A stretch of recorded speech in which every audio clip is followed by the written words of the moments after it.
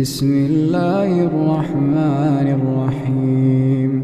الله الذي خلق السماوات والأرض وما بينهما في 6 أيام ثم استوى على العرش. ما لكم من دونه من ولي ولا شفيع أفلا تتذكرون. يدبر الأمر من السماء إلى الأرض ثم يعرج إليه في يوم كان مقداره 1000 سنة مما تعدون.